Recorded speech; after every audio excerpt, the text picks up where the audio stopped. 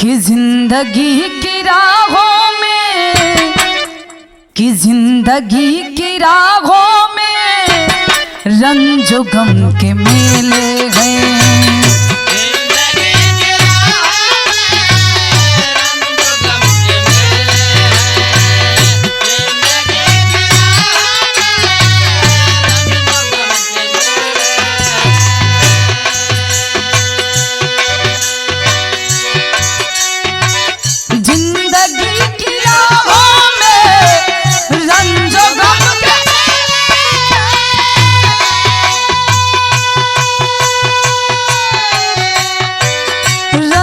गम के मेले हैं,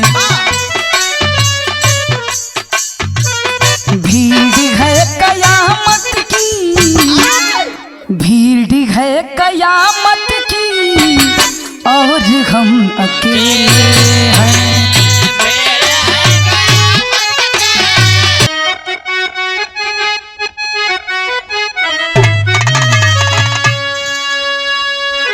कोनो लड़का कोनो लड़की से कहे कि मारे के बाद गोली बंदूक से मार दा, तलवार चाकू से मार दा, लेकिन हई नजर के बाण से मत मारा। कौन भाव में कहलस?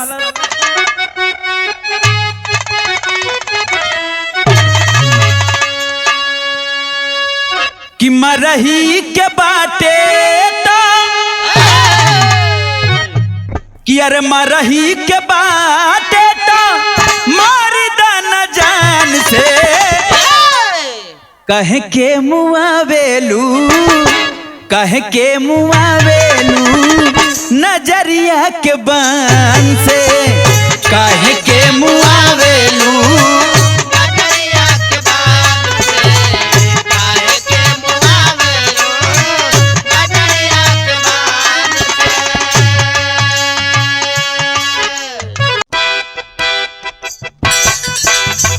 जियो वाह वाह वाह मालिक।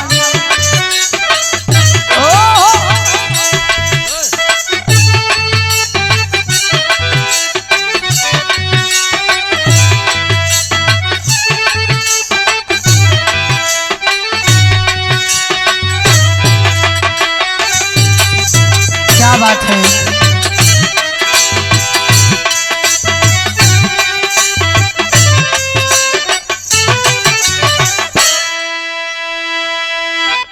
आई भैया, हम बिरहा लोक गीत गायिका ज्योति यादव प्रतापगढ़ी आप सभी के बीच में पुनः एक ऐसा बिरहा लेके उपस्थित बानी जौन की आज पूरे हिंदुस्तान में सोशल मीडिया के माध्यम से ई खबर फैलल बा। ई दृश्य के ई कहानी के जे भी देखलस सहम सा गया। आए दिन सुने के मिलेला कहीं ना कहीं एक्सीडेंट हो था, लेकिन पूरी तरह से ये मौत का तांडव हुआ है। कहानी बा कैसन, 4 लाइन भूमिका में कहना हो।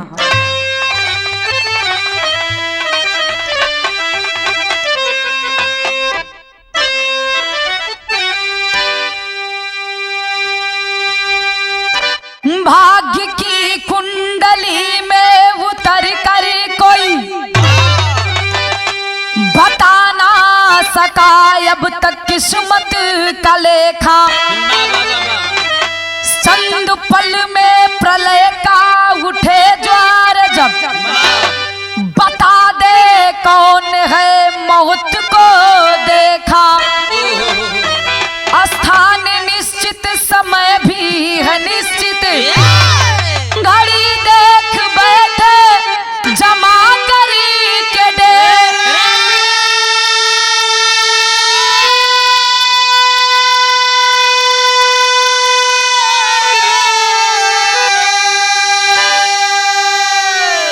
ज्योति गया मौत आई है जब, अंधेरे में बदला सुनहरा सवेरा।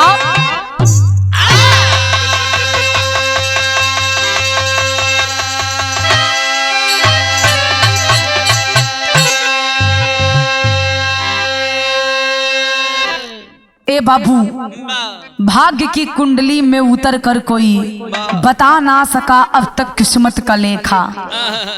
किस्मत में, नसीब में केकरे का लिखल बाई केहू ना बता पाई। चंद पल में, चंद मिनट में अभी हम सही हैं, कुछ ही क्षण में हमें कुछ हो गया। ये किसी को कुछ हो गया, ये किसी को पता नहीं है, पहले से नहीं होता बाबूजी।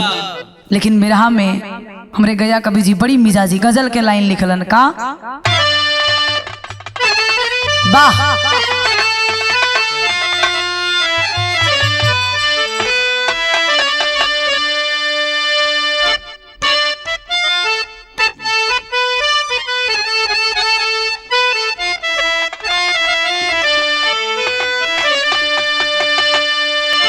कि जिंदगी की राहों में, कि जिंदगी की राहों में रंजो गम के मेले हैं।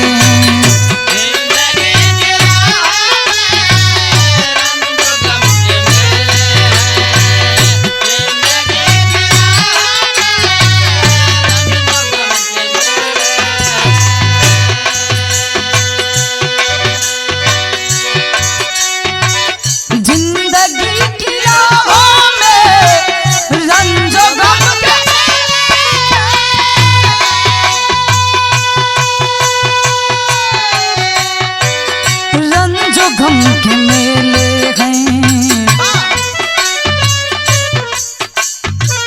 भीड़ है कयामत की, भीड़ है कयामत की और हम अकेले हैं।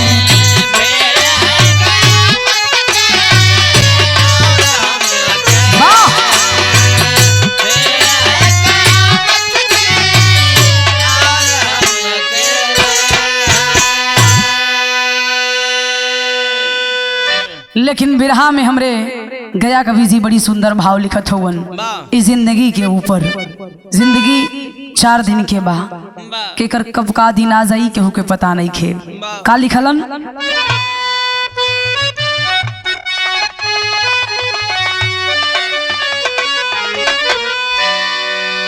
जिंदगी तो अपनी बंदे, जिंदगी तो अपनी बंदे 4 दिन का मेला है।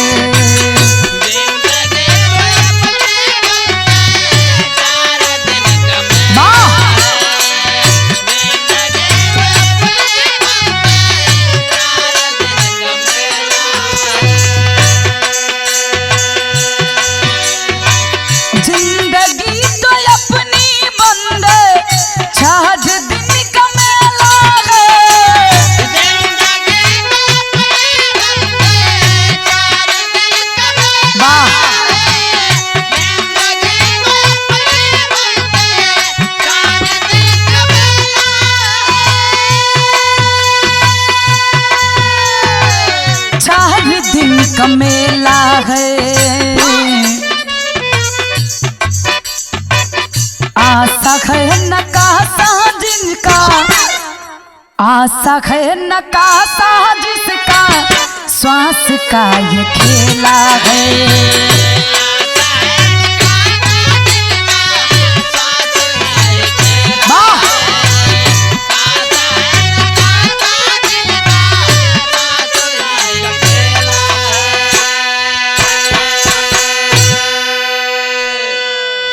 बाबू, इस जिंदगी 4 दिन के बा, 4 दिन में केहू अच्छा करत बा तो केहू बुरा करत बा। लेकिन कहानी यहीं से शुरुआत बा गुरुजी शहर में कहना है।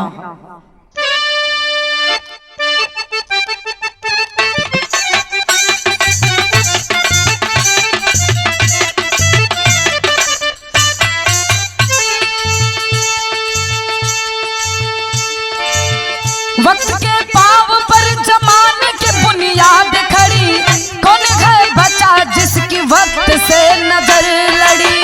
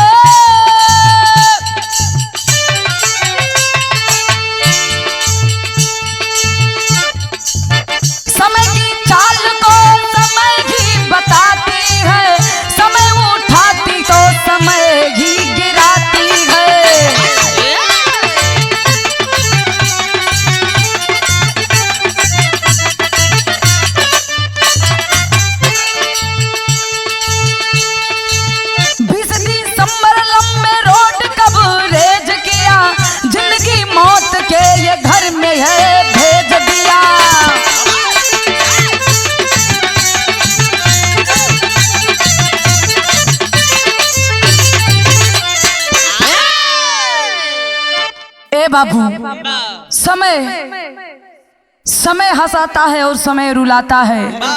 समय की चाल किसी ने देखी नहीं है। ए बाबू, मैं बताती हूँ, हर इंसान जब सवेरा होता है तो बिस्तर छोड़ता है, चेहरे पे खुशी होती है, घर से बाहर निकलता है परिवार से मिलजुल कर, लेकिन उस इंसान को पता नहीं है कि मैं निकल तो रहा हूँ घर से बाहर, शाम को घर पे लौट कर आऊंगा कि नहीं आऊंगा, ये किसी को नहीं पता है। ए पंचो, 20 दिसंबर वो मनहूस तारीख, 20 दिसंबर को एक मौत का बहुत ही भयानक तांडव हुआ। ये तांडव भइल कहवा गुरुजी? एक लाइन के तरज हो।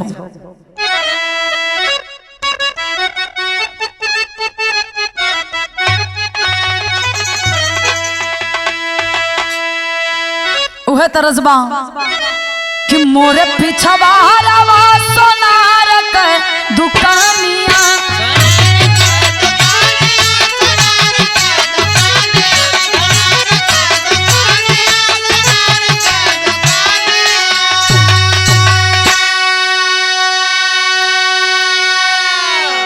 कि मोरे पिछवा रवा है सोनार के दुकानिया, हर झुलनी गड़ल तीन पातियान के, बहरा निकल गीत आवरातियान के।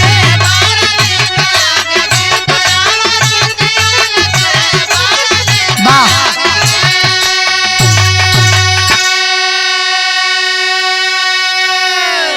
लेकिन कवि जी भाव में लिखलन, ये कहानी कहाँ के बा?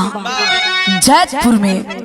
जैतपुर में 20 तारीख के मौत का बड़ा भयानक तांडव हुआ। कैसे हुआ, क्यों हुआ, लिखलन।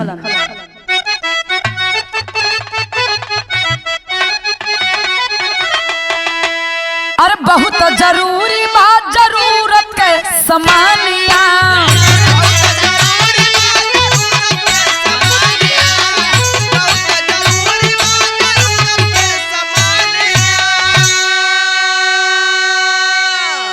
अरे सबसे जरूरी बायगिनिया के, अरे सबसे जरूरी बायगिनिया के, रोटी दाल तब मिली है जीवानिया के।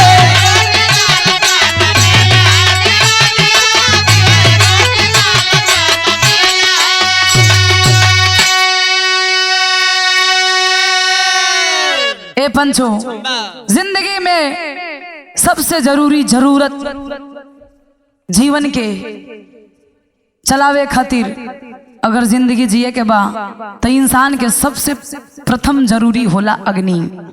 बिना अग्नि के कुछ न होई। लेकिन यह अग्नि का से का करत है, भयांतरा में कहना हो, या लपी जी ईधना जमेर से भराइल,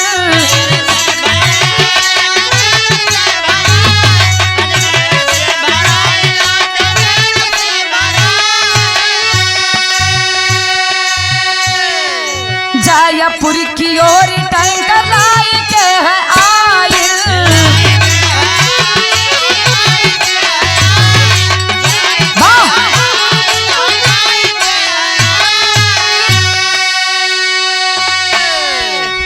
और ड्राइवर काट दिहल सगरी रहनिया के, हर ड्राइवर काट दिहल सगरी रहनिया के, रोटी दाल तब मिली है जीवानिया के।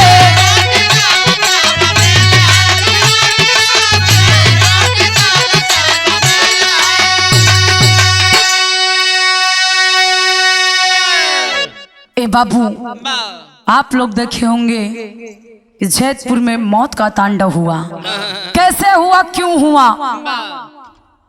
एलपीजी ईंधन अजमेर से टैंकर चलल बा एलपीजी गैस के, और अजमेर से चलकर ए बाबू जैतपुर में आइल बा।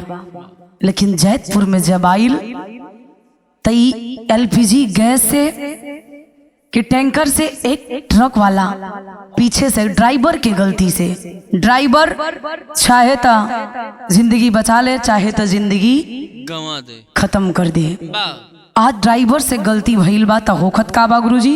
एक लाइन तरज हो त कागा काहे बोलेला, हर करे जब काहे डोलेला, हर सैया गईले परदेस में नौकरियाना।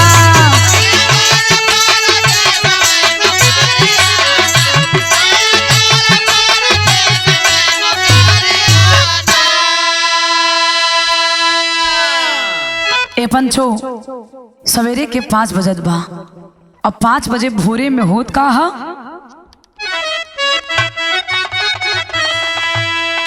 5 बजे भोरे भोरे मोतरा ही आया गोरे, टटहकराई गईली आपस में मोटारियाना।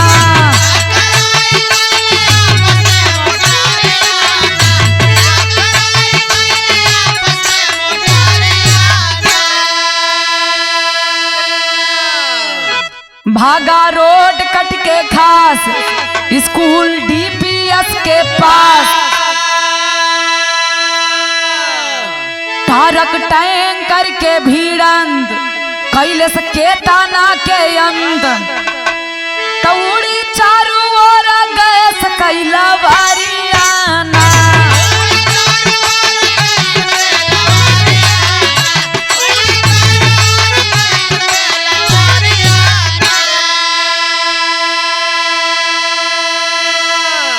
ए बाबू ट्रक और टैंकर में जब टकराव भइल तो एलपीजी गैस निकले लगल। ए बाबू छिनगारी से आग लगल बा।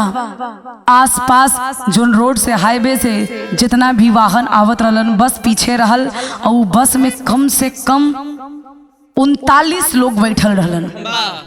40 के बुकिंग रहल लेकिन एक लोग बीचही में उतर गईलन। 39 लोग बस में बैठल रहलन। बाप रे बाप भयानक स्थिति होके चलत बा। जब अगिया लगल चारू तरफ फैलल बा तो होखत का हा गुरुजी? तेरी के लाइन बा।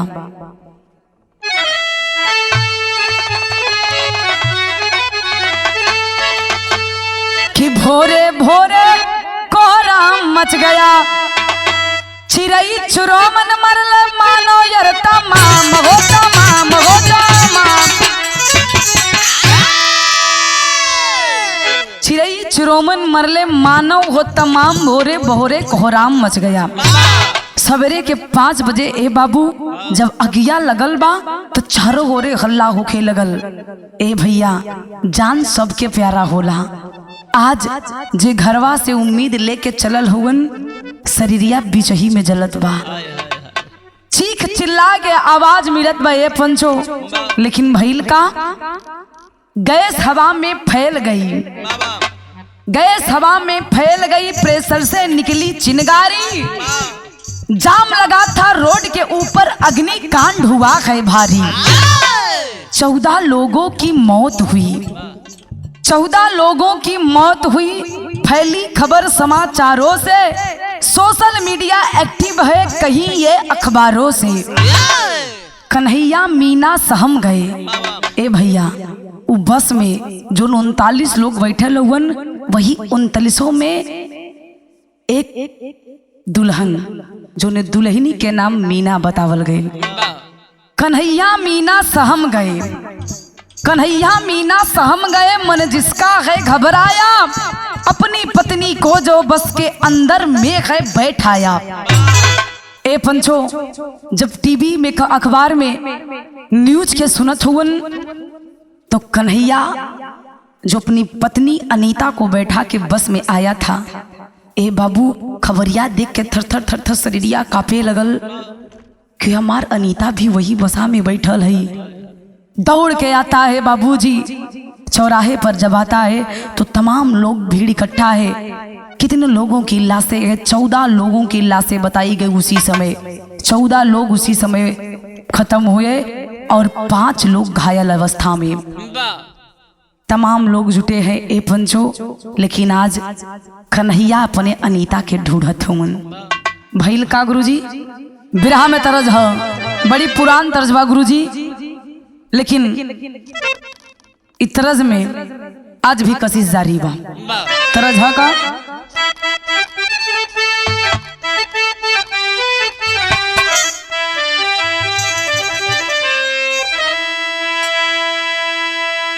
इन्हीं लोगों ने ले ली ना दुपट्टा मेरा।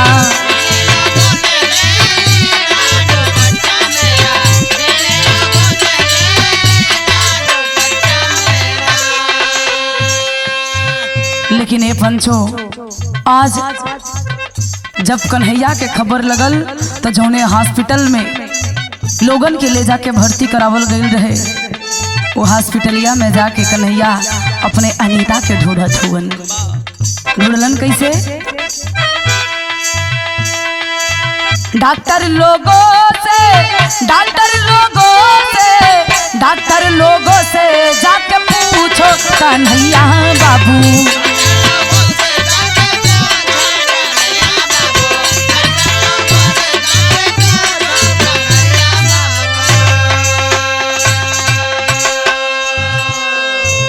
जाके चपरासी से पूछता है,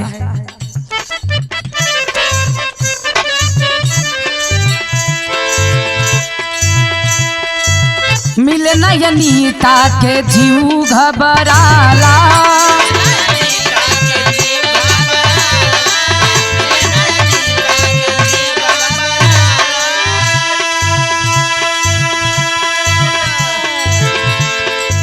यही वड वही में दौड़ी उजाला।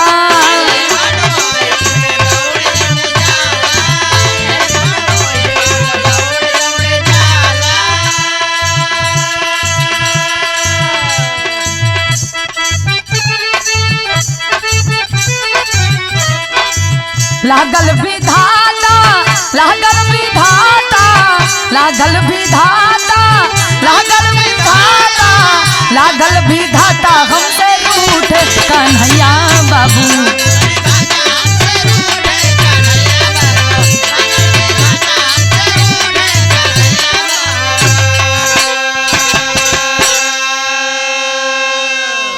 ए बाबू, कन्हैया ई वार्ड से ऊ वार्ड, ऊ वार्ड से ई वार्ड दौड़त बहेरत बाहर, लाश के ऊपर से कफन हटावत बा, करेजा धक दिना करत बा। कहीं हमारा अनीता भी दुनिया के छोड़ के ना चल गई हुई। भगवान से मनावत हुन कि भगवान, जिंदगी में अगर कोनो पुण्य हम कैले हुई तो हमरे अनीता के सही सलामत हमके मिलवा दा। दौड़ दौड़ हेरत हुन, लेकिन ये पंचो, अनीता का भाई भी साथ में है। दोनों जीजा और साला अनीता के जब हेरलन ना पोलन तब मुर्दा घर की तरफ चलल हुवन। गईलन तो होत काबा बाबू, पापट में कहना हम।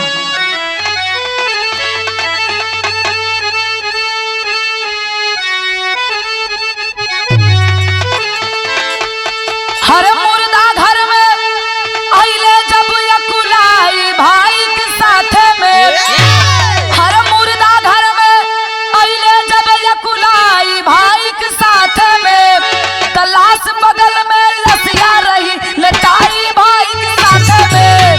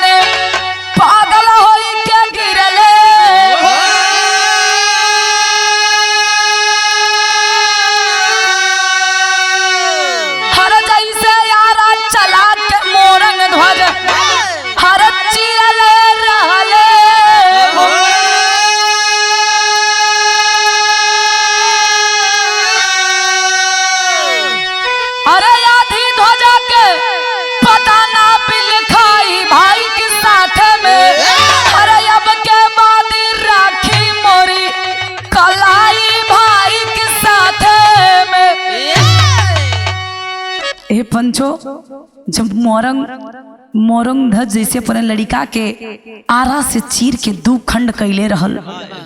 जब मुर्दा घर में गईलन कन्हैया और अनीता के भाई त लाश हर लाश के उठा उठा के चद्दर देखत हुवन।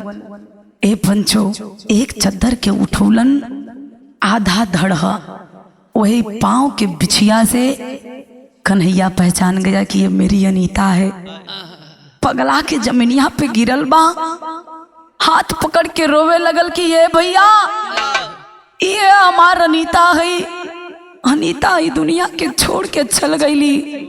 ए बाबू भाई पागल जैसे बहनिया के आधा धड़ पकड़ के रोवत कि ये बहनी हमरे हथवा में जोन तू रखिया बदले रहलू तू छोड़ के चल गईलू, अब के रखिया वादी। रो रो के बाबूजी बुरा हाल बा। एक अनीता नहीं बल्कि कितनी अनीता उस बस में थी, आज अपने भाई अपने पति को छोड़ के चली गई। लेकिन होनी के केहू टार ना पाई है पंचो। आखिरकार होत कहा आल्हा में कहना बा।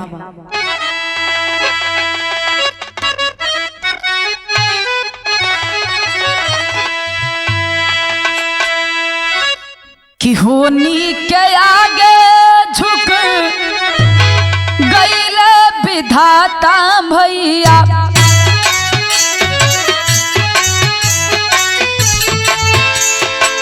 व्याध बन के मारे कृष्ण तालाब में बा।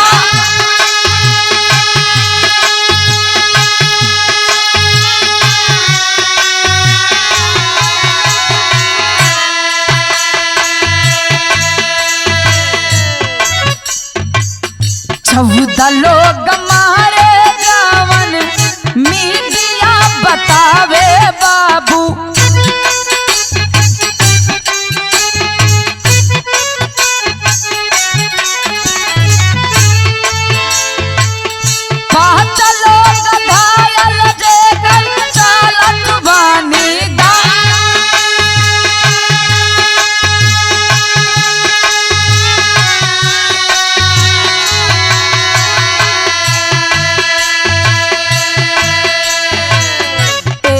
फल के नाही बाठी काना जिंदगी के पंचो।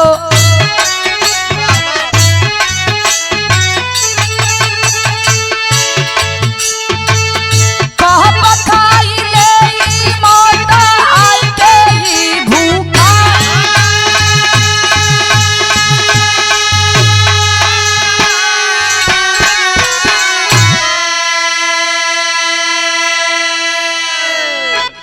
ए भैया आज तो अनीता ई दुनिया से चल गई जेकर पहचान भइल। लेकिन हर जोन बस में सदस्य रहलन हर सदस्य के परिवार खोजत हुवन कि हमार केहू के भाई बैठल बा, केहू के मतारी, केहू के पिता, केहू के बहिन। ए पंचो 14 लोग ई दुनिया छोड़ के चल गईलन। 5 लोग के कंडीशन बहुत ही खराब बा, हॉस्पिटल में इलाज चलत बा पंचो। लेकिन अभी अभी इतना लोगों के खबर बा और कितना लोग बाड़न धीरे धीरे सोशल मीडिया के माध्यम से खबर बाहर आवता। लेकिन दुनिया में बताइला कि आए दिन सुने के मिलेला कितना मौत के तांडव होत बा, लेकिन जैतपुर जैसन तांडव आज तक ना भइल। खड़ी में लेकिन कहना हा गुरुजी कैसे।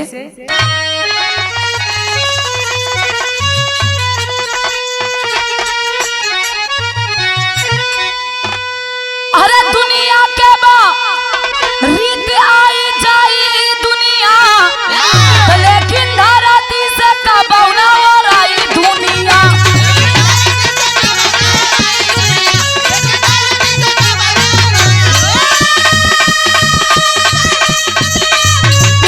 जियो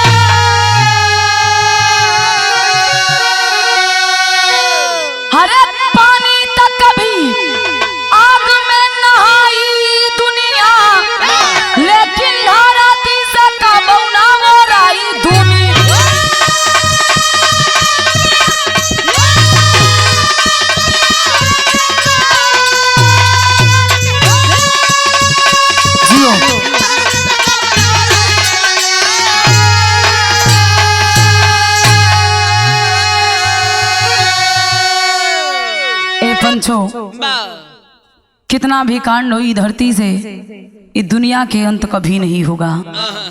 किसी की मौत होती है तो दुख होता है, किसी की मौत होती है तो खुशी मिलती है। हर कोई के धरती के छोड़ के जाए के बा, लेकिन ऐसन कांड होखा के बाद हर कोई सदमे में बा। हर कोई के डर बा कि घर से बाहर निकलत बानी रोड पे, शाम के घरे लौट के आइब कि ना आइब, हर कोई के डर बा। लेकिन निवेदन बा कि ऐसन कांड दोबारा हो ना पावे। विराह में अंतिम और आखिरी लाइन में कहना है,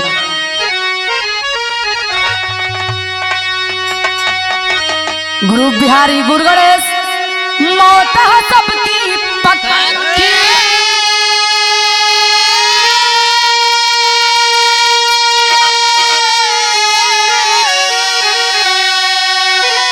अरे स्वर्ग बसा चंद्रिका कभी पीछे मौत के चक्की।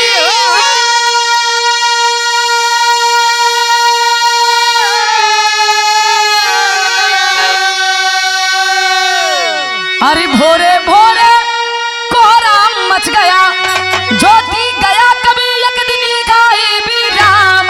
भोरे भोरे कोहरा मच गया,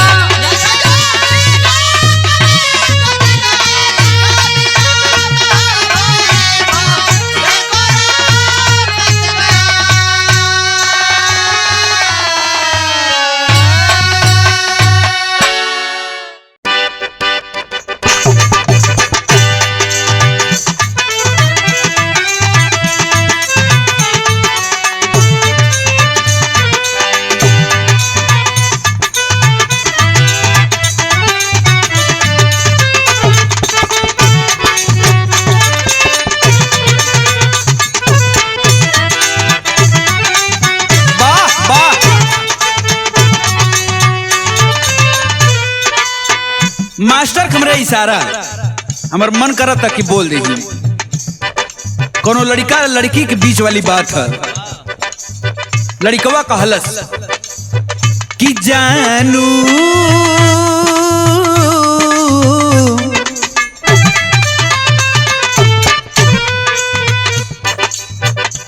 जानू एही लिबाज में हमरा से मिले रही है, जानू एही लिबाज में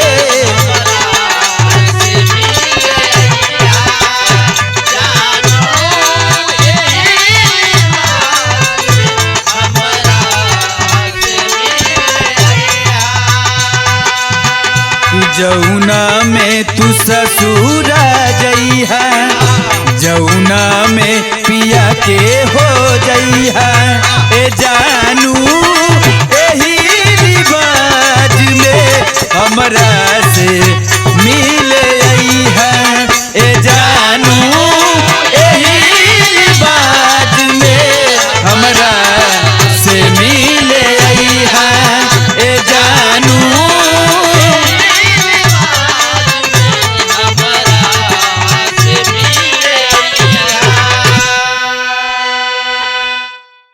अच्छा बाबूजी, हम बिरहा गायक मनीष लाल यादव, जनपद जौनपुर की धरती से आप लोगों के बीच में एक करंट मैटर बिरहा लेकर के उपस्थित हूं। और आज कहने में बड़ी शर्म आती है कि हमारे हिंदुस्तान का न्यायालय, जिसको भगवान से भी ज्यादा पूजा जाता है, इंसान की आखिरी उम्मीद हुआ करती है हिंदुस्तान का न्यायालय, लेकिन उस न्यायालय से आहत आकर के हमारे हिंदुस्तान का एक नौजवान जान दे देता है। और थोड़ा सा उस नौजवान के विषय में आज हम लोग चर्चा करेंगे। 4 लाइन की भूमिका मास्टर कैसे?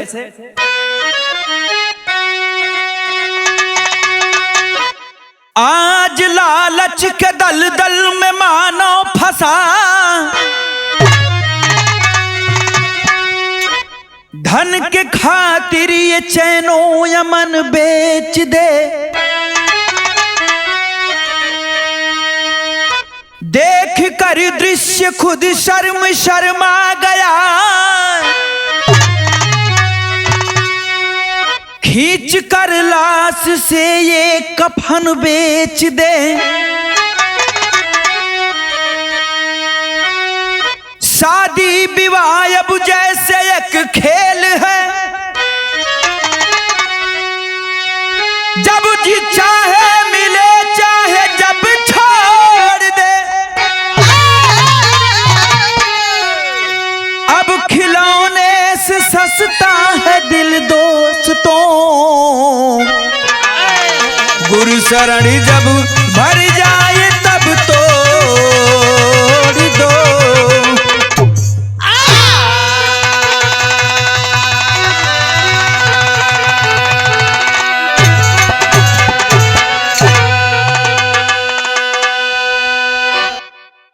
वाह बारे गुरुशरण कबीर जी, आपकी रचना का कोई जोड़ नहीं। आज लालच के दलदल में मानव फंसा, धन के खातिर ये चैनो वमन बेच दे, देख कर दृश्य शर्म को खुद शर्मा गया, खींच कर लाश से ये कफन बेच दे। आज के समय में बाबूजी सबसे बड़ा पैसा ओकरा बाद सब कुछ, बाप बड़ा ना भैया सबसे बड़ा रुपया। यही में कितना रिश्ता खराब हो जात बा। हमरे गुरुशरण कबीर जी बड़ा बढ़िया चीज लिखलन, बड़ी बढ़िया बड़ी ऊंची बात लिखलन, गजल का लाइन मास्टर।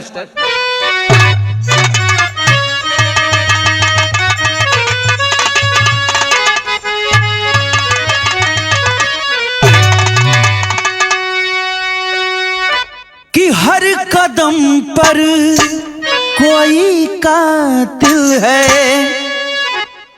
कहाँ जाए कोई, अरे हर कदम पर कोई कातिल है, कहाँ जाए कोई, हर कदम पर कोई कातिल है, कहाँ जाए कोई, हर कदम पर कोई कातिल है, कहाँ जाए कोई। जिंदा रहना,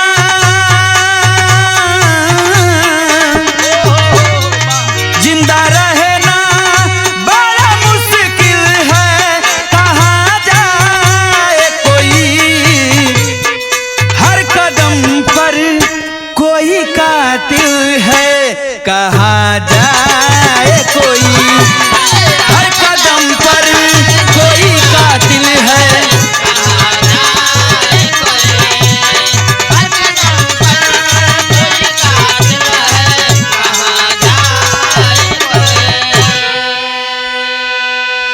ये हिंदुस्तान का न्यायालय जो है, एक इंसान आस लगा करके बैठा है कि मेरे साथ न्याय होगा, लेकिन हमारे गुरुशरण कबीर जी की कलम क्या इशारा करती मास्टर।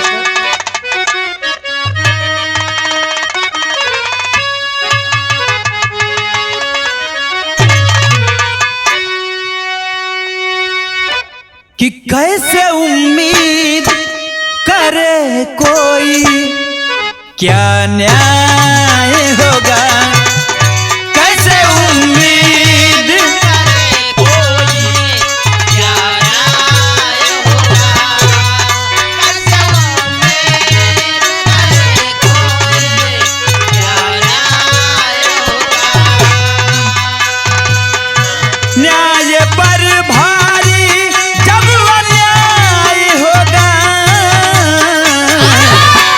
कैसे उम्मीद करे कोई, क्या न्याय होगा, कैसे उम्मीद करे कोई, क्या न्याय होगा, कैसे उम्मीद करे कोई, क्या न्याय होगा।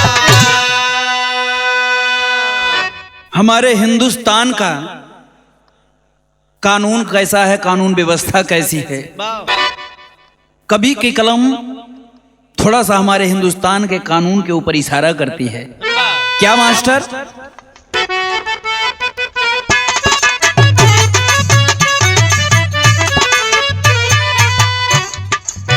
मिलेगा न्याय कैसे, हमरे हिंदुस्तान के कानून आप लोग न्यायालय में देखले होगा। एक तराजू लिए एक सफेद मूर्ति जज के पीछे तराजू लिए खड़ा रहता है और आंख पे ओकरे करिया पट्टी। लोग यही खातिर कहला कि हमरे हिंदुस्तान के कानून अंधा बा। ए अनहरे कानून में मनई के साथे कितना न्याय होई आप लोग अंदाजा लगाइए।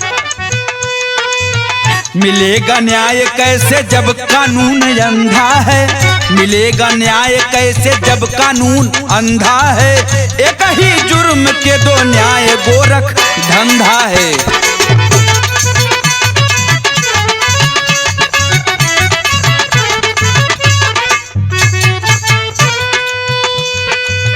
जुबा पे सबके बसी बस यही कहानी है, जुबा पे सबके बसी बस यही कहानी है।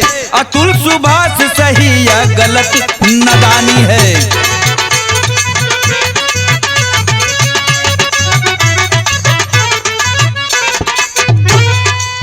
ये कैसा न्याय है, ये कैसा न्याय है, ये कैसा न्याय है साहब तुम्हें करना होगा। ये कैसा न्याय है साहब तुम्हें करना होगा। न्याय पाना है तो पहले तुम्हें मरना होगा।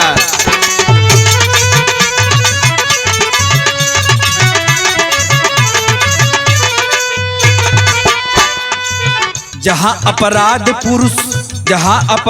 पुरुष महिलाओं में बांटा जाए, जहां अपराध महिला और पुरुष में बांटा जाए, वही हमारे हिंदुस्तान की धरती है और हमारे हिंदुस्तान का कानून है। जहां नजरिया अलग अलग, जहां अपराध पुरुष महिलाओं में बांटा जाए, जहां अपराध पुरुष महिलाओं में बांटा जाए। न्याय भी अलग है, इस खाई को पाटा जाए।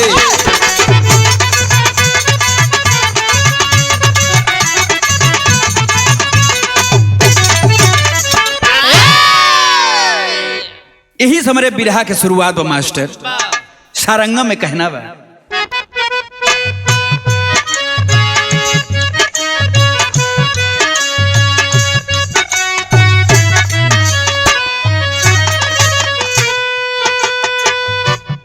अतुल सुभाष साथ वेहयर इंजीनियर हो, वेहयर इंजीनियर हो। रहले बंगलुरु दरम्यान जी। बाबू पवन मोदी अंजू के गोदिया में, अंजू के गोदिया में रहले होनहार वीरवान जी। छोटका विकास भाई करे पढ़ैया हो, करे पढ़ैया हो। रक्षक रहे भगवान जी। निकिता से ऑनलाइन लड़ली नजरिया हो, लड़ली नजरिया हो। भैले विवाह श्री मान जी। आजकल सोशल मीडिया पे बस एक ही खबर दिखाई जा रही है बाबू। जिस नौजवान का नाम अतुल सुभाष, सॉफ्टवेयर इंजीनियर, नौजवान बेंगलुरु में किसी बड़ी कंपनी में काम करता है और जिसकी तनख्वाह कम से कम नहीं तो 1.5 लाख रुपए।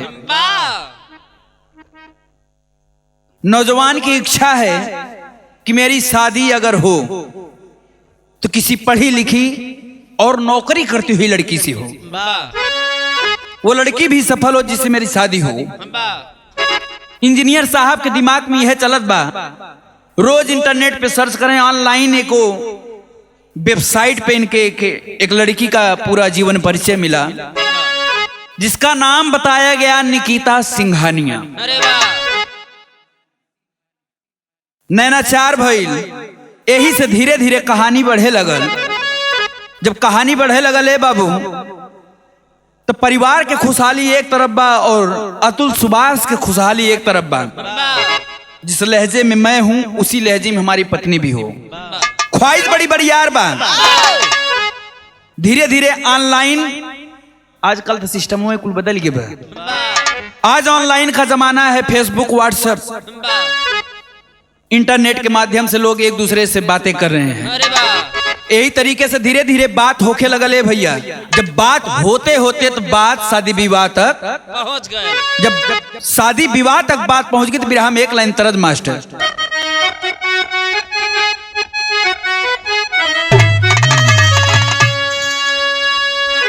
कोनो लड़का कोनो लड़की से कहे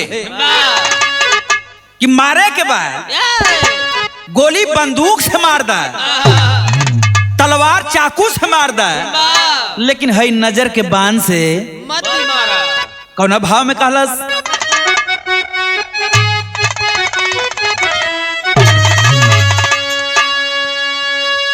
कि मरही के बाटे तो कि अरे मरही के बाटे तो मार दाना जान से कह के मुआवेलू, कह के मुआवेलू नजरिया के बान से, कह के मुआवेलू नजरिया के बान से, काहे के मुआवेलू नजरिया के बान से।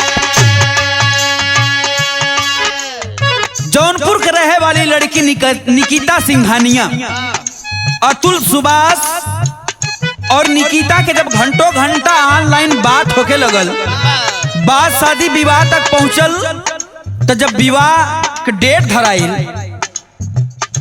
दिसंबर 2021 में अरे वाह। विवाह के दिन रखा गल, तो ओकरे बाद का भल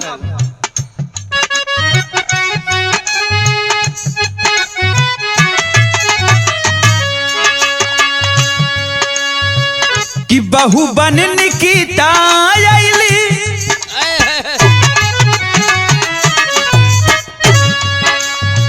बहू बन निकिता आइली, खुशी न समात हो पूरा सपनवा भा, पूरा सपनवा भा सुहाग वाली रात हो, पूरा सपनवा भा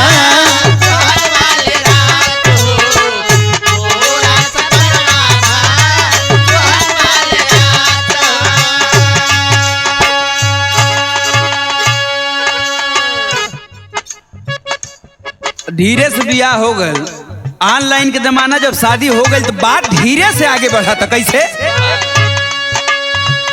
सच बन विधाता मिलन कैले कबूल हो, गोदिया में दई दिहले सुघर ये गो फूल हो, गोदिया में दई दिहले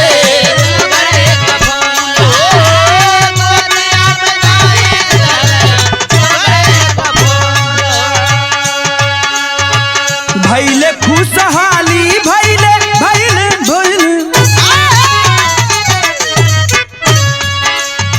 भैले खुशहाली, भैले खुशी बरसात हो, पूरा सपनवा भा, पूरा सपनवा भा सुहाग वाली रात हो, पूरा सपनवा भा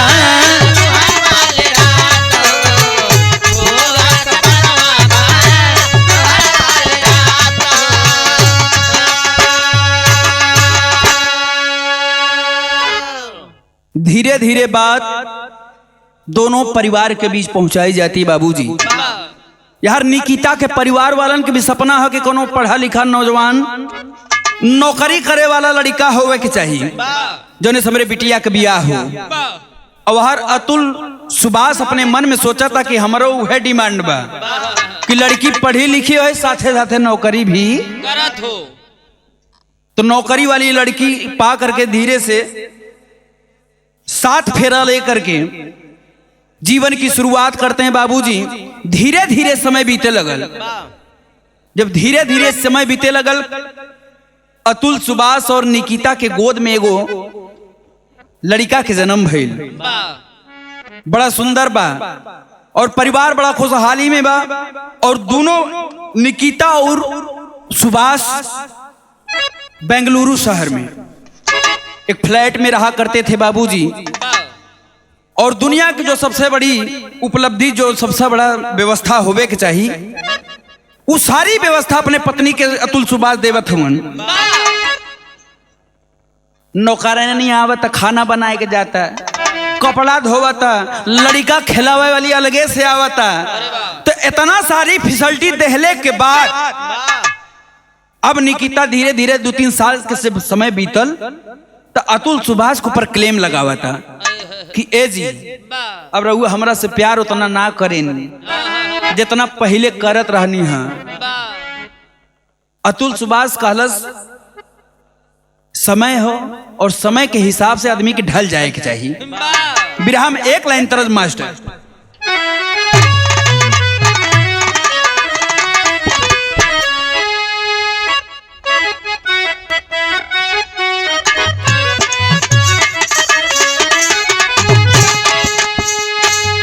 कोनो दुल्हन के नया नया बियाह हो गए, जब ससुरा से लौट के अपने घरे आई तो अपने भौजैया से बतावता कि हमारे साथ तो बड़ा गद्दारी भयल बा। भौजैया कलश कौन गद्दारी बारे पगली तो ऊ बेचारी बतावता, कहलस कि हम बानी सतरा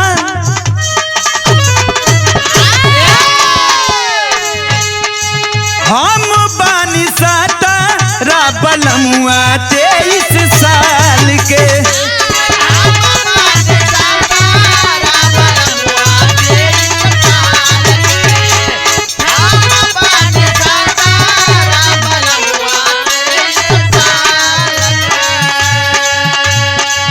भौजी रे जिंदगिया राखी खतरा में डाल के।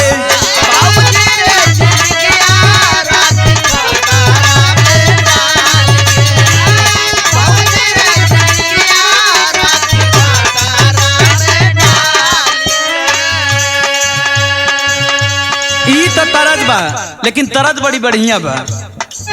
अगर आप लोग का विचार हो तो पूरा बता दिया जाए।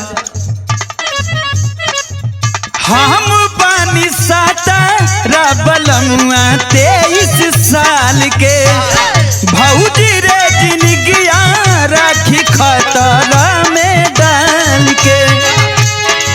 तब भौजैया अपने नंदोइया से कहलस केतनो होई निमन सतैब नुकरी, केतनो होई निमन सतैब नुकरी। एतना फराक बा उमरिया में, एतना फराक बा उमरिया में, कमरिया ता दुखैबे नुकरी।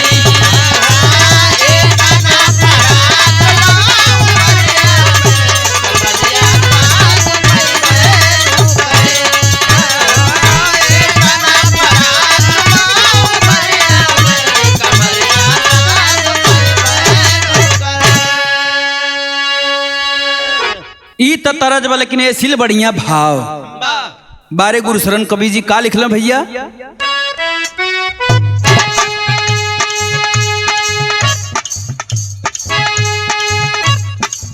दिन बीत धीरे धीरे घटे लागल प्यार हो, दिन बीत धीरे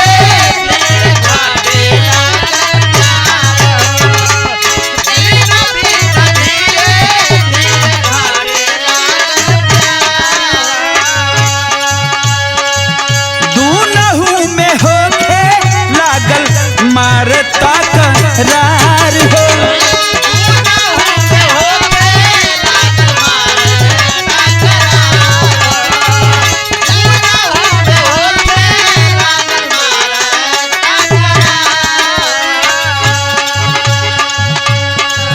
दिन बीत धीरे धीरे घटे लागल प्यार हो, दूनहु में होके लागल मार तकरार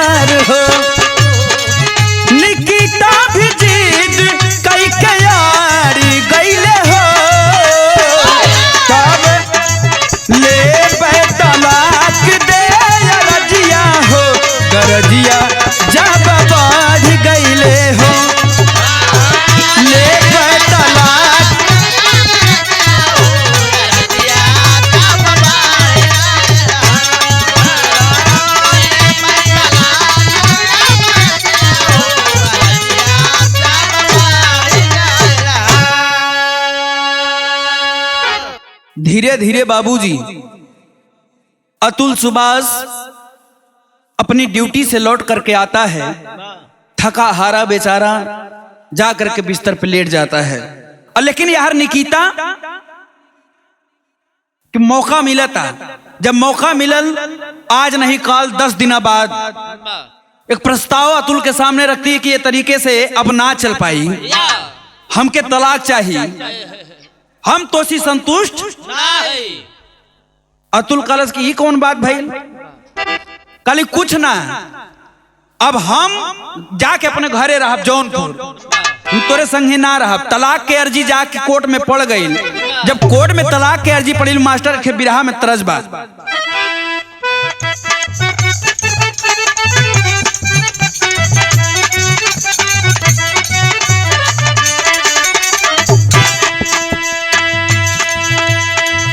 गईला जब से बाहर याद आवे बार बार, हो चिड़ैया बन के उड़ी गईले।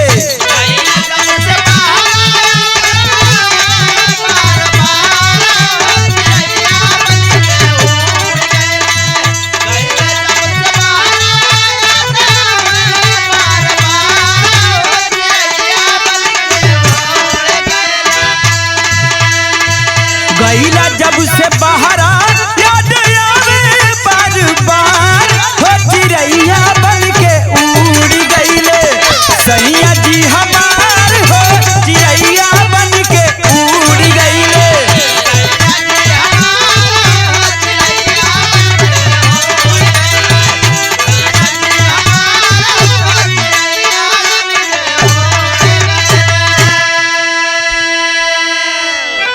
ए भैया ई तो तरज बा, लेकिन ऐसी बढ़िया भाव। निकिता सिंघानिया नाम का लड़की गोदी में एक लड़किया लड़के अतुल सुभाष के ऊपर कवन कवन केस लगावत है। आप सुनी है तो आपको माथा जाए चकराए। कैसे मास्टर?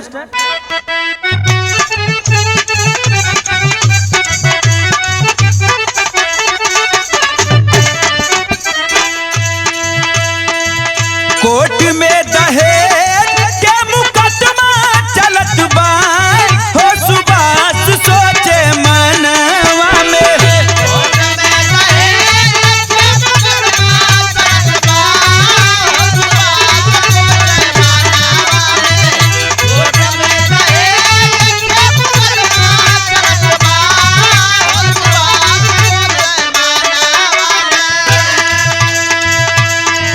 कोर्ट में दहेज के मुकदमा चलत बा, हो सुभाष सोचे मनवा में। हो के असहाय हो सुभाष सोचे मनवा में।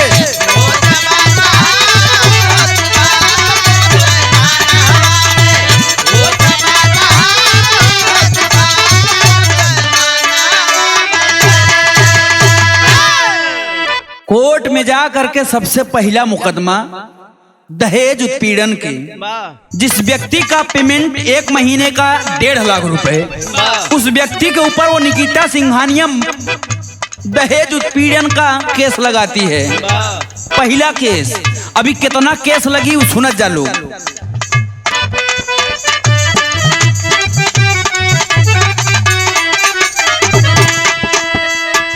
कैसन मनवता कुछ समझ न आवे रामा।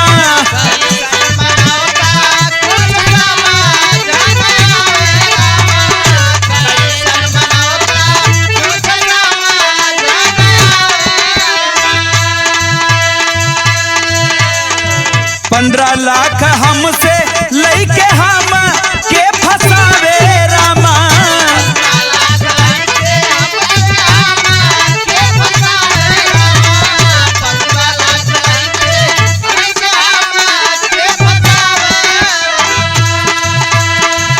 सीधे केहू नाही होत बाटे हो सहाय, हो सुभाष सोचे मनवा में।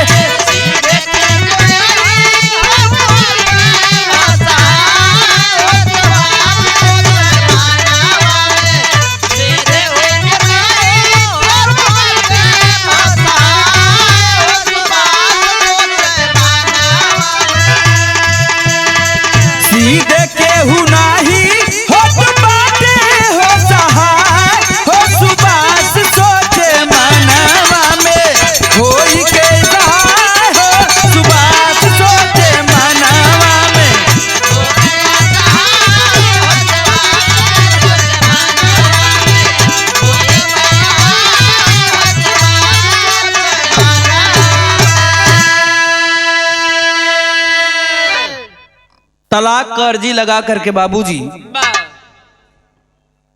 जब मैटर कोर्ट में चला गया तो दोनों अलग अलग हो। अरे वाह जब अलग अलग हो गईलन तो ई जवन निकिता सिंघानिया नाम की लड़की 15 लाख रुपए की डिमांड करती है। अगर 15 लाख हमको दे दो वाह तो मैं सारी केस रफा दफा कर दूंगी। वाह अतुल बेचारा सोच गयल वाह कि अगर 15 लाख देहले पे जीव छूट जाता तो दे देवे के चाहिए। 15 लाख रुपया दे करके ये अपने आप को छुटकारा पाना चाहता है, लेकिन विधिक विधान के जानता है। जैसे 15 लाख रुपया निकिता पवलस ले जा करके उलट के फिर एक केस लगौलस वाह कि अतुल सुभाष हमारे साथ अननेचुरल तरीके से सेक्स करता था, वाह जबरदस्ती करता था। एक केस और लग गया। अब प्राकृतिक तरीके से हमारे साथ संबंध बनाना चाहता था, इसलिए मैंने उससे दूरी बना लिया। अतुल सुभाष के ऊपर ये भैया एक बात जान ला, ये हिंदुस्तान की धरती नारी प्रधान देश, नारी सुनवाई ज्यादा है।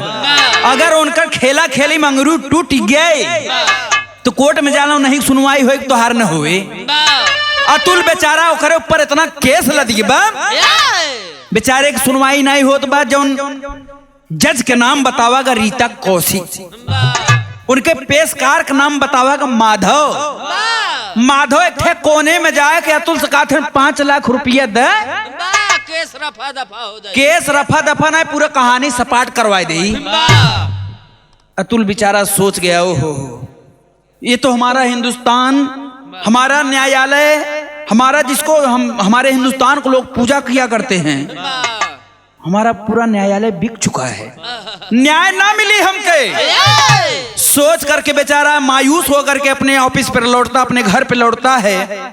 लौट के जाके रोवता, विचार करता और विचार करके एक ठे कलम उठाया और एक बहुत बड़ा सा कागज, और उसमें पूरे जीवन की कहानी जो उसके साथ घटना घटी है वो पूरा लाइन बाय लाइन लिखता है। कैसे लिखता मास्टर?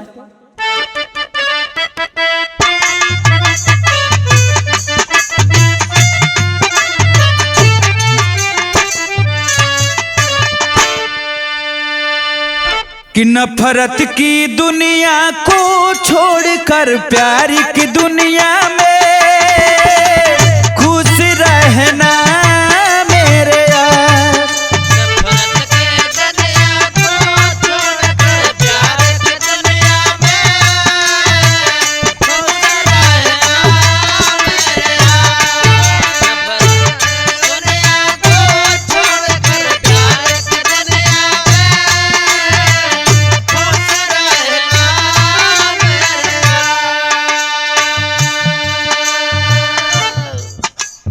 हो करके लाचार अतुल जो करने चला है यार, देखेगा संसार। करके लाचार अतुल जो करने चला है यार, देखेगा संसार। वो करके लाचार अतुल जो करने चला है यार, देखेगा संसार। जिस वक्त वो पेशकार अतुल से पैसे की डिमांड करता है, उस वक्त अतुल ने बहुत बड़ा फैसला लिया बाबूजी, मेरे ही जरिए मुझसे ही पैसा लेकर के मुझे ही बर्बाद किया जा रहा है। ना हम रहा वे धरती पे, ना कोई हमसे पैसा ले, लेकिन दुनिया के सामने मैं एक प्रूफ छोड़ के जाऊंगा अपने न्याय के लिए। बहुत बड़ा फैसला लेता, आपका कलेजा द्रवित हो जाएगा, हिल जाएगा। आप सोच नहीं सकते कि कोई व्यक्ति अपने परिवार, अपने पत्नी से आहत आकर के और सरकार से आहत आकर के इतना बड़ा फैसला ले सकता है। कैसे मास्टर?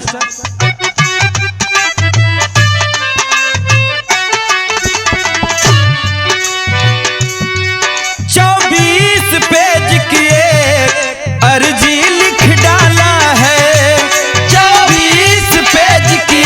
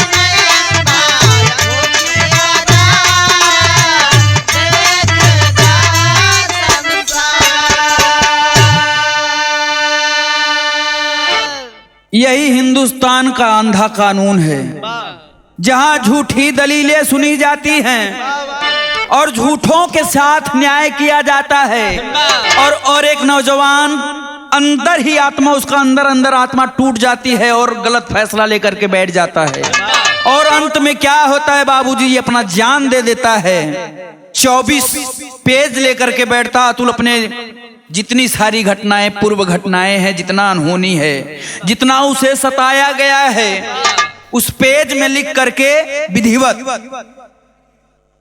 एक वीडियो 1 घंटा 21 मिनट 48 सेकंड का एक वीडियो भी बनाता है वो लड़का, और उस वीडियो में पूरी आप बीती बताता कि मेरे साथ क्या हुआ, अब जीने की कोई इच्छा नहीं रही। तेरी में कहना बा मास्टर,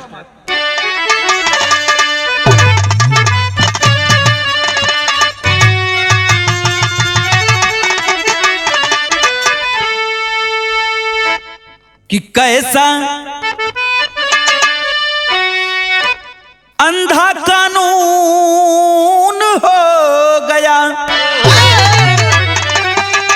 अरे कैसा अंधा कानून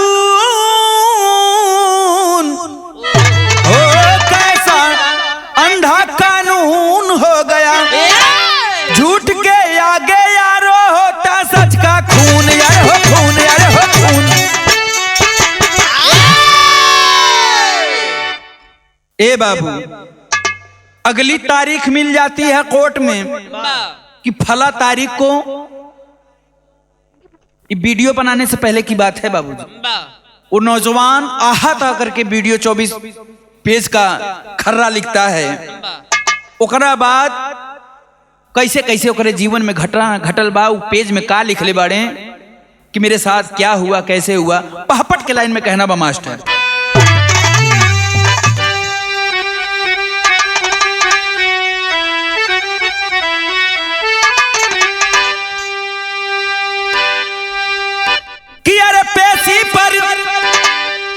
पेशी पर जब आए नीच नगिनिया वही डैनिया हो, अरे पेशी पर जब आए नीच नगिनिया वही डैनिया हो, कान भरे ना समझे बिटहिनिया वही डैनिया हो।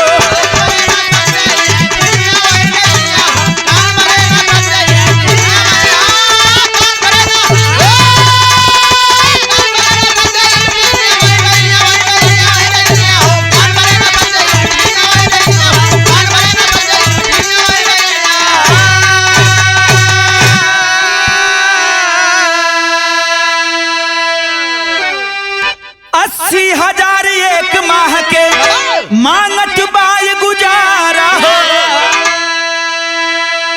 3 करोड़ गुजारा देबा तब पैबा छुटकारा हो, अरे बचबा ना तू केतनो करा जतनिया ना गिनिया हो, अरे आज लुटे चाहत बा कुल के पनिया यही डैनिया हो।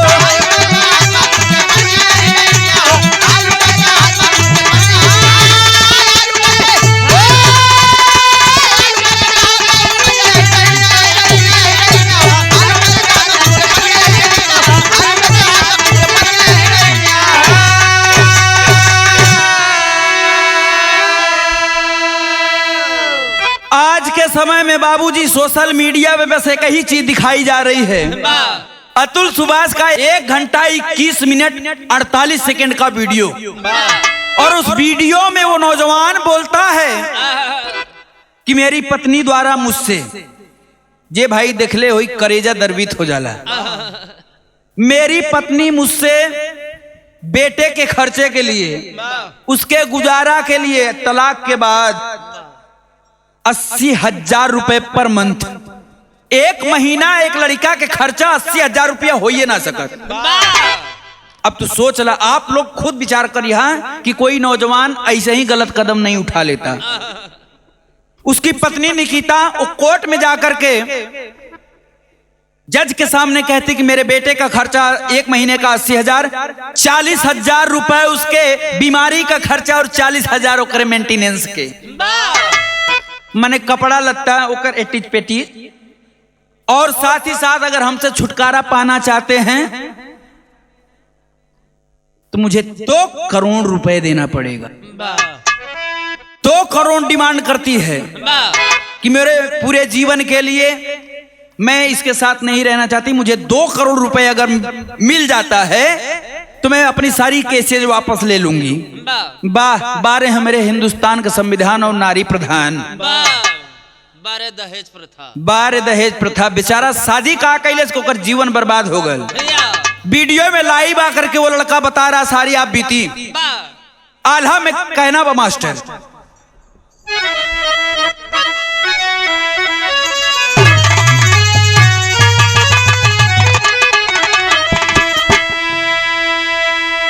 जब पानीदार मरद बा घुट घुट के ना जी, या तो जान दे दी या तो जान ले ली।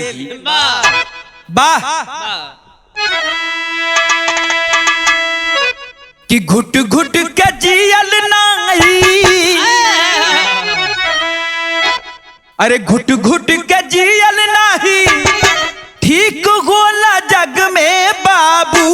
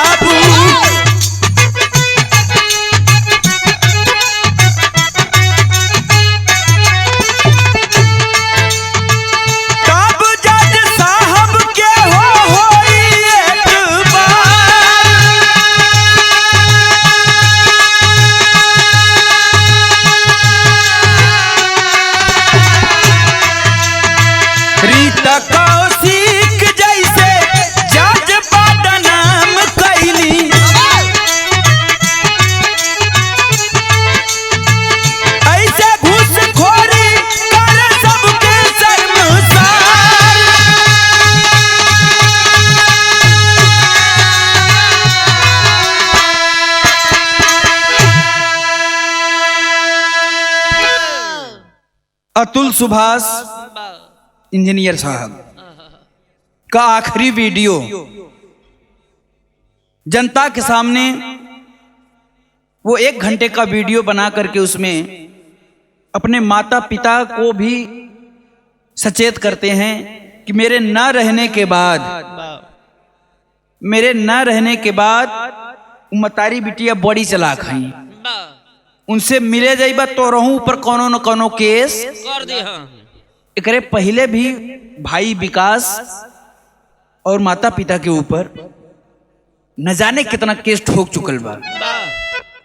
लेकिन वो वीडियो में वो जज को टारगेट करते हुए अतुल सुभाष ने कहा कि ये जो मेरी उम्र है, अपने माता पिता को सहारा देने की उम्र है, मुझे बड़ा दुख है कि मैं इस वक्त में, इस बुढ़ापे में मैं आपका साथ छोड़ के जा रहा हूं। बेचारा रोवत भी बा, परेशान भी बा और चिंता भी बा मतारी बाप के, लेकिन पहले ही फैसला कर चुकल बा कि धरती पे हमके नहीं रहेगा। और जाते जाते वीडियो में एक बात और बोलता है कि हमारी कुछ अंतिम इच्छाएं हैं और वो हमारी अंतिम इच्छाएं हमारे मरने के बाद पूरा कर दिया जाए। हो सके तो हमारे हिंदुस्तान का अंधा कानून अगर उसकी आंख से काली पट्टी हट जाए तो हमारी आखिरी इच्छाओं को पूरा कर दिया जाए। उसकी डिमांड क्या थी मास्टर? खड़ी में कहना बा।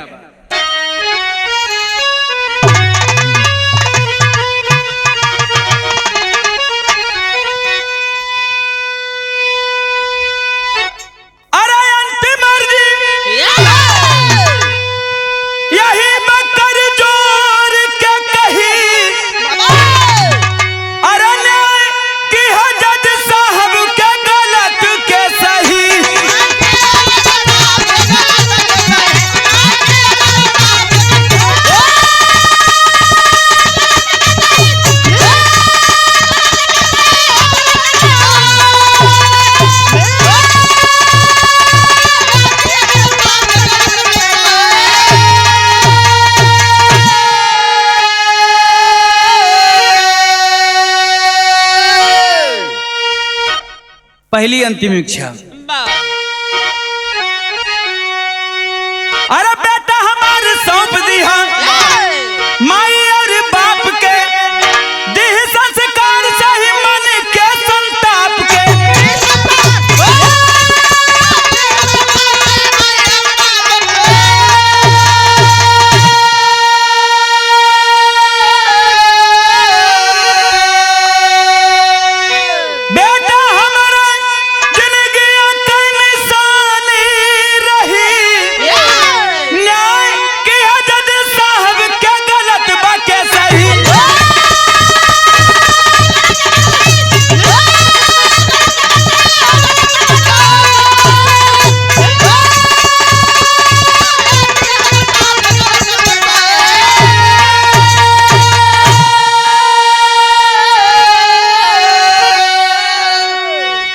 उस नौजवान की अंतिम इच्छाएं थी कि मेरे मरने के बाद मेरी अस्थियों को, मेरी शरीर को मेरी पत्नी निकिता सिंघानिया न छूने पाए।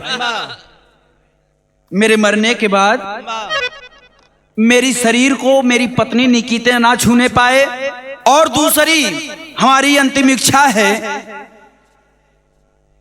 उसका कोई वैल्यू नहीं है।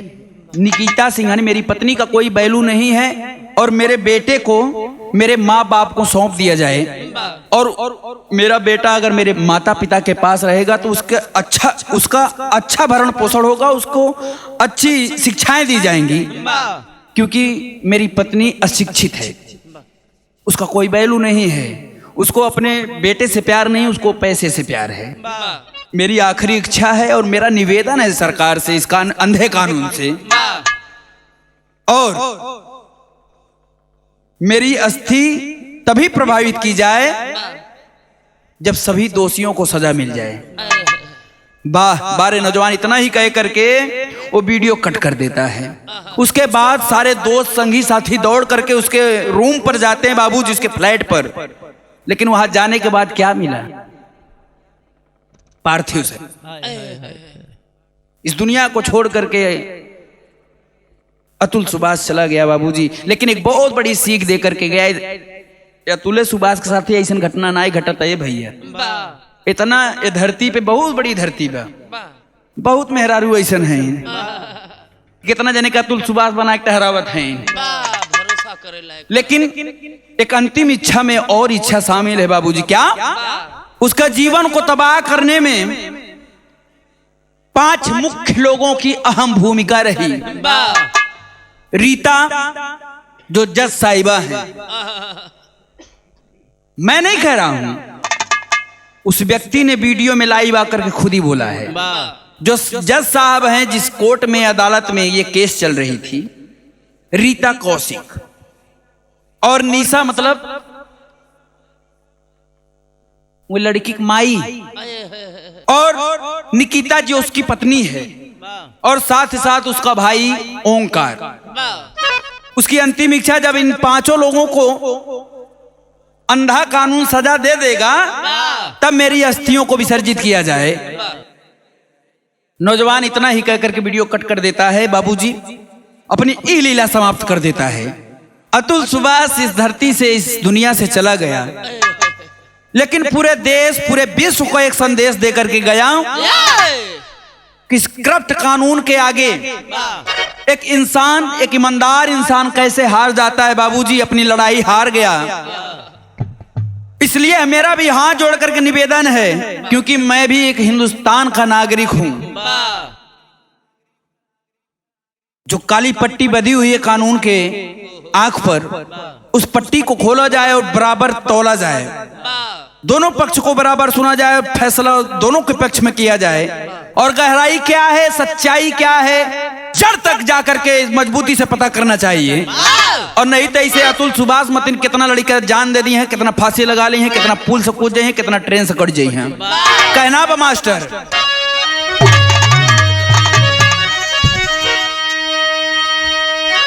गुरु बिहारी, गुरु गणेश, गुरु रामलाल मोर बाका, स्वर्ग बसे चंद्रिका, कभी बच्चन के विजय पताका।